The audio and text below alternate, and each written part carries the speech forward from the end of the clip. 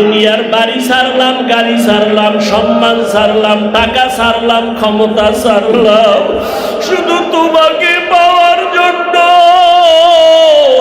ও আল্লাহ, তুমি জান্নাতে একটা ঘর বানাইয়া দাও। কারি মঞ্জুর আহমদ রহমাতুল্লাহ আলাইহি আমারে উজানি নিয়ে গেছেন লেখাপড়ার জন্য।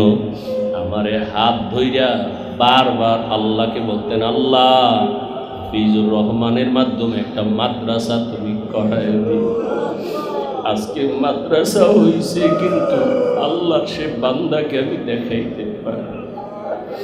আজকে আপনাদের কাছে দোয়া চাই, এই মাদ্রাসা যেন নাজাতের ওসিলা হয়।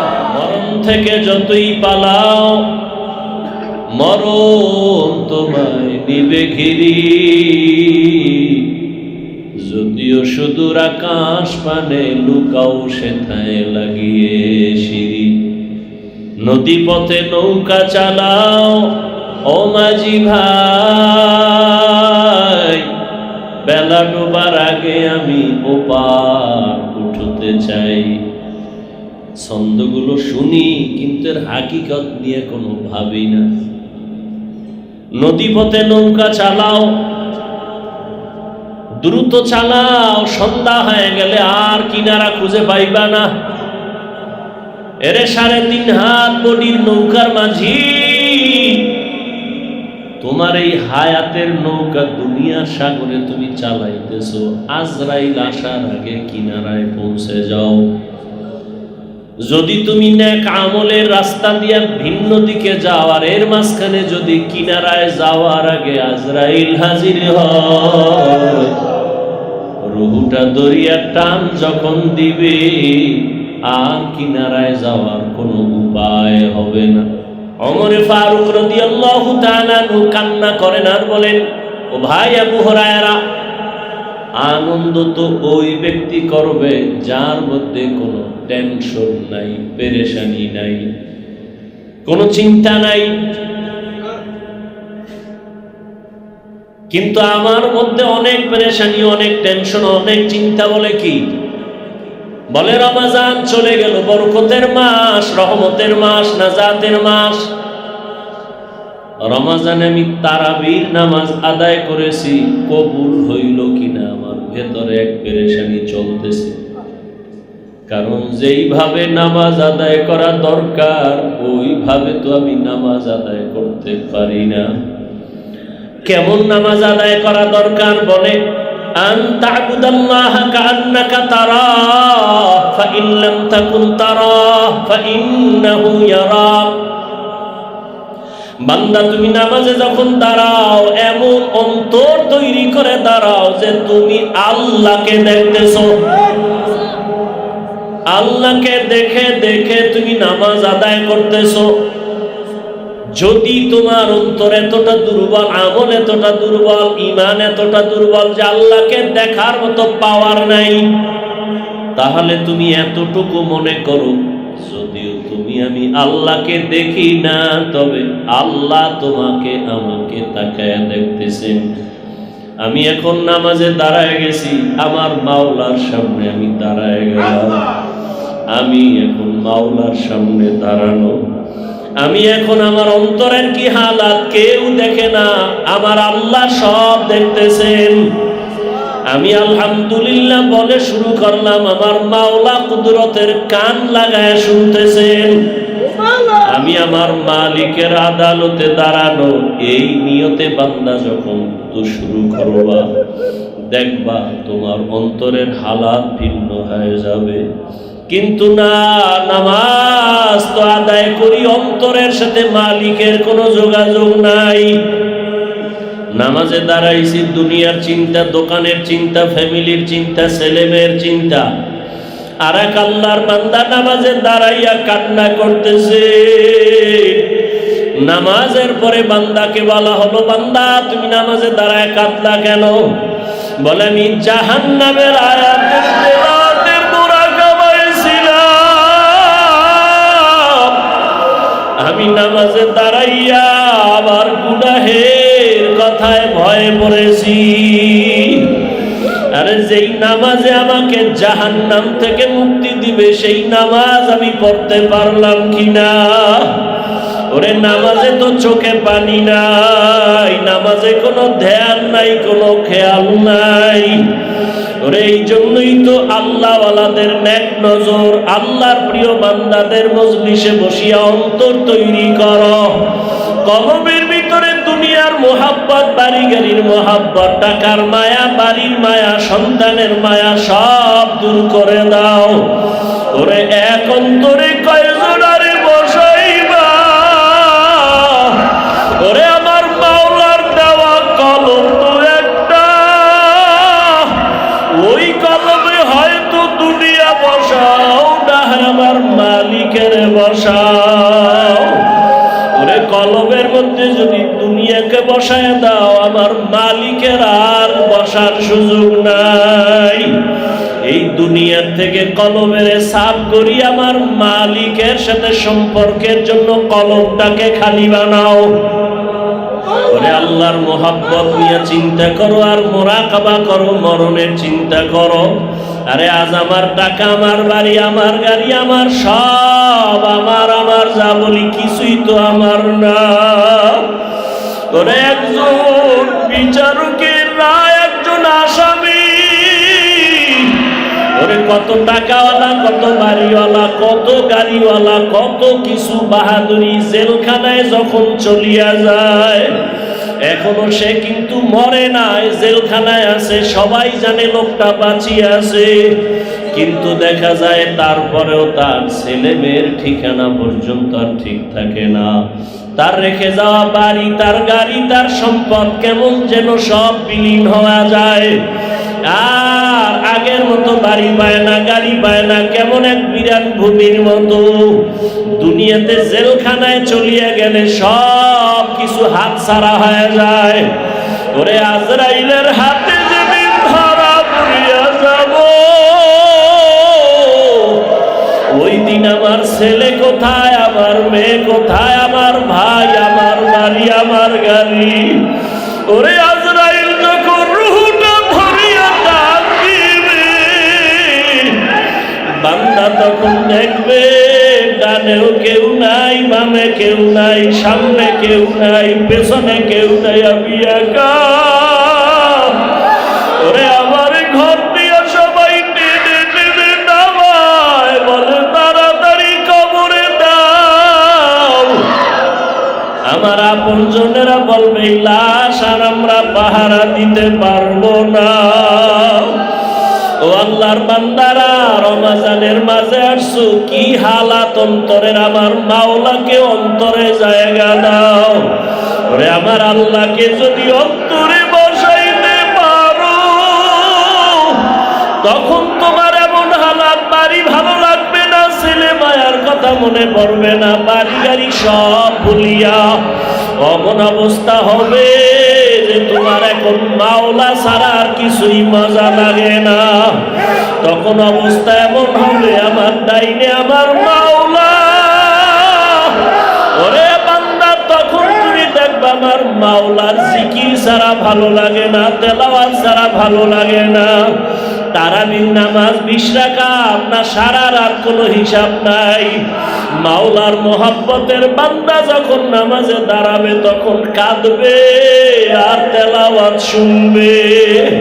মনে চাইবে সারা রাত যদি তেলাওয়াত করে আমি নামাজ থেকে পেছনে যাব না।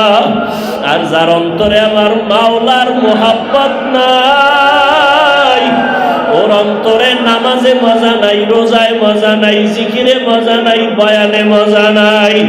এই জন্য আল্লাহ বান্দার অন্তর তৈরি করার জন্যই রমজান, আল্লাহওয়ালাদের সোহবত। ওরে যাদের অন্তরে এখনো মাওলার মোহাব্বত আসে নাই, বাড়ি গাড়ির মোহাব্বত, আমার মাওলার সাথে মোহাব্বত তৈরি করো। ওরে যার আগুনের প্রয়োজন, আগুনের কাছে যাওয়া লাগবে। যার পানির প্রয়োজন, পানির কাছে যাওয়া লাগবে। যার মাওলাকে প্রয়োজন, তাকে মাওলার প্রিয় বান্দা আল্লাহওয়ালার কাছে যাওয়া লাগবে। আল্লাহওয়ালাদের নেক নজর যখন লেগে যাবে, তখন অন্তরের মধ্যে মাওলার মোহাব্বতের ঘ্রাণ আসতে থাকবে। এক পর্যায়ে বান্দার দিলটা নরম হয়ে যাবে, মরণের কথা স্মরণ হবে। কিসের বাড়ি, কিসের ঘর, কিসের টাকা, কিসের ক্ষমতা। এত বড় বড় ক্ষমতাওয়ালারা আজকে নাই, চেয়ার তুইয়া ভাগলো। কই বাড়ি নাই, বাড়িওয়ালা কবরে চলে গেল, গাড়িওয়ালা গাড়ি রাখিয়া চলে গেল। এইভাবে অন্তরে যদি আল্লাহর মোহাব্বত জায়গা করা যায়, তখন বান্দার আর নামাজ ছাড়া মজা লাগবে না, মাছ পানি ছাড়া যেমন মজা পায় না। আল্লাহর আশিক যারা, আমার মাওলার পাগল, ওরা আমার মাওলার জিকির ছাড়া অন্তর ঠান্ডা হয় না, নামাজ ছাড়া, তেলাওয়াত ছাড়া অন্তর ঠান্ডা হয় না। ওই বান্দা যখনই যেদিকেই তাকায় আমার মাওলাকে তালাশ করে আর ভাবে, আমার মাওলার মোহাব্বত অন্তরে জমা করিয়া বলে, হুরুগেল মা জিতনি নেমত হ্যায় তু, सबसे बेहतर नेमत दीदार तू, जन्नत दोज़ख से या रब क्या करो, आरज़ू है मैं तुझे देखा करो। মাওলার মোহাব্বত যখন অন্তরে জমা হবে, আল্লাহর মায়া তার অন্তরে যখন আসবে, তখন পাগল হয়ে যাবে। মাওলার সাথে দিদার কখন হবে, মালিকের মোলাকাত কখন হবে, পাগলের মতো হয়ে যাবে। আল্লাহর বান্দি ফেরাউনের স্ত্রী আসিয়া, যখন ফেরাউন আসিয়ার দিকে তেড়িয়ে গেল, মাথা গরম করে গেল, আসিয়া তুমি আমার কদমে সেজদা দাও, আবার আল্লাহকে ডাকো কেন? আসিয়া বলে আমাকে ফাঁসি দাও, তারপর আমি আল্লাহকে ছাড়ব না। এক পর্যায়ে যখন শুলিবিদ্ধ করার জন্য রেডি করা হলো, আসিয়া তখন কান্না করে আল্লাহর কাছে দোয়া করে, হে মালিক, তুমি তাকায়া দেখতেছো আমাকে শুলিবিদ্ধ করা হবে, ফাঁসি দেওয়া হবে, মৃত্যুদণ্ড দেওয়া হবে। এত বড় ক্ষমতাধর ফেরাউনের টাকা পয়সা সব ছাড়িয়ে আমি তোমাকে আমার মোহাব্বতের মধ্যে নিয়ে নিলাম। আমি টাকা চাই না, বাড়ি চাই না, ক্ষমতা চাই না, তোমাকে চাই। قالت رب ابن لي عندك بيتا في الجنة। আসিয়া আসমানের দিকে তাকায় বলে, ও দয়ার মালিক, এত বড় ক্ষমতাওয়ালা ফেরাউন, ক্ষমতার অভাব নাই, টাকার অভাব নাই, সম্মানের অভাব নাই। আমি হাসিয়া তোমার বড় পাগল, আমি সম্পদ ছেড়ে দিলাম, ক্ষমতা ছেড়ে দিলাম তোমার জন্য। আজ আমার খানা নাই, ঘুম নাই, টাকা নাই, পয়সা নাই। তোমাকে মায়া করার কারণে আজ আমার মৃত্যুদণ্ড হবে। তবে বিদায় বেলা তোমার কাছে আমার চাওয়া, দুনিয়াতে আমারে আরামের ঘুমের জায়গা ফেরাউন দেয় নাই, আরামে খানাও দেয় নাই। তোমার কাছে দাবি, আমি আসিয়ার জন্য তোমার পাশে জান্নাতে একটা ঘর বানাইয়া দাও। আমি তোমার পাশে জান্নাতে থাকতে চাই রে মালিক। আমি দুনিয়ার বাড়ি ছাড়লাম, গাড়ি ছাড়লাম, সম্মান ছাড়লাম, টাকা ছাড়লাম, ক্ষমতা ছাড়লাম, শুধু তোমাকে পাওয়ার জন্য। আল্লাহ, তুমি জান্নাতে একটা ঘর বানাইয়া দাও। আসিয়া কান্না করে আর মালিকের কাছে দোয়া করে। হঠাৎ করে আসিয়া কান্না বন্ধ করে হাসতেছে। আসিয়া বলে, জিজ্ঞেস করে ফেরাউন, আসিয়া হাসো কেন? বলে, আমি মালিকের কাছে যেই জান্নাত চাইছি, ওই জান্নাতের ছবি দেখতেছি। জান্নাতের ছবিটা আমি দেখতেছি। লক্ষ লক্ষ ফেরেশতারা আমাকে জান্নাতে নেওয়ার জন্য অপেক্ষায় আছে। আমাকে ফাঁসি দেওয়ার মারো। আমার মালিকের মোহাব্বতে যেই মজা, এটা আমি ভুলতে পারবো না। আল্লাহর মোহাব্বত অন্তরে জমা করা ছাড়া আর কোনো পথ নাই রে বাবা। এই রমাজানের মধ্যে আল্লাহর কাছে চোখের পানি ছেড়ে দোয়া করি। দোয়া কবুলের সময় রোজাদারেরা দোয়া করলেই কবুল হয়ে যাবে। এরে আল্লাহর বান্দারা, আমিও আপনাদের সামনে বড় গুনাহগার। আমার মতো গুনাহগার এই দুনিয়ায় মনে হয় কেউ নাই। আমার গুনার কারণে বুঝি আমার সন্তান কষ্ট পায়, আমার গুনার কারণে সমাজের মানুষ কষ্ট পায়, আমার গুনার কারণে বুঝি সমাজের মধ্যে বড় অশান্তি। আরে রোজাদার বাবার, আপনাদের মধ্যে বহু আল্লাহর আশেক পাগলেরা এখানে বসা আছে। আরে কোন দিন দুনিয়া থেকে বিদায় হয়ে যাব জানা নাই। আল্লাহর কাছে চোখের পানি ছাড়া কোনো পুঁজি নাই। ওরে চলার পথের কত বন্ধুরে হারায় ফেললাম, আপনজন চলে গেল, একদিন তো সবাই চলে যাব। আরে আল্লাহ, গত রমজানে অনেক আল্লাহর বান্দারা ছিল, এই রোজায় অনেক আপনজন চলে গেছে। মাওলার কাছে চোখের পানি ছেড়ে দোয়া চাই, আপনাদের জন্য দোয়া করি। এই যে জীবনের কামাই তো কিছুই না, একদিন খালি হাতে চলে যাব। জীবনে আল্লাহর কাছে কান্না করেছি, উজানির জমিনে ঘুমন্তকারী ইব্রাহিম রহমাতুল্লাহ আলাই, তার 11তম সন্তানকারী মঞ্জুর আহমদ রহমাতুল্লাহ আলাই আমারে উজানি নিয়ে গেছেন লেখাপড়ার জন্য। আমারে হাত ধইরা বারবার আল্লাহকে বলতেন, আল্লাহ হাফিজুর রহমানের মাধ্যমে একটা মাদ্রাসা তুমি করায় দিও। আজকে মাদ্রাসা হইছে, কিন্তু আল্লাহ সে বান্দাকে আমি দেখাইতে পারি। আজকে আপনাদের কাছে দোয়া চাই, এই মাদ্রাসা যেন নাজাতের ওসিলা হয়।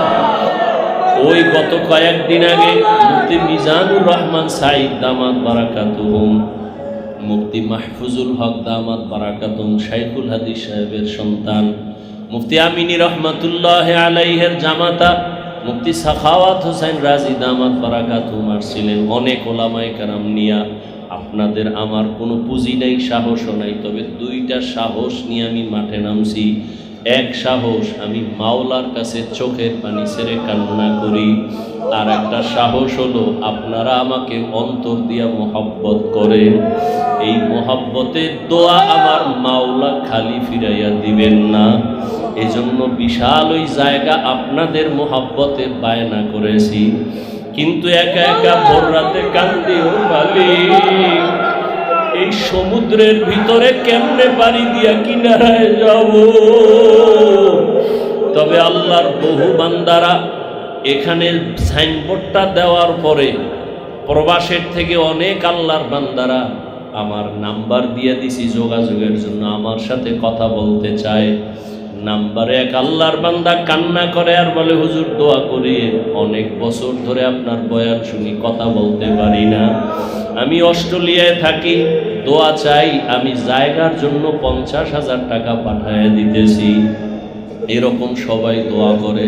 আমি দোয়া চাই আপনাদের কাছে, আমার কান্না ছাড়া আর আপনাদের মোহাব্বত ছাড়া কোনো পুঁজি নাই। প্রবাসের সবাইকে আল্লাহ কবুল করেন। অনেকেই দান করতেছেন, আলহামদুলিল্লাহ।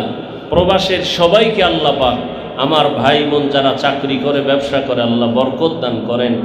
দেশের অনেক ভাই দোয়া করতেছেন, সহযোগিতা করতেছেন। এই জায়গায় মাদ্রাসা চোখের পানি ছাড়া আর আপনাদের মোহাব্বত ছাড়া, দোয়া ছাড়া কোনো দিন কামিয়াব হওয়া, সফলতা অর্জন করা সম্ভব না।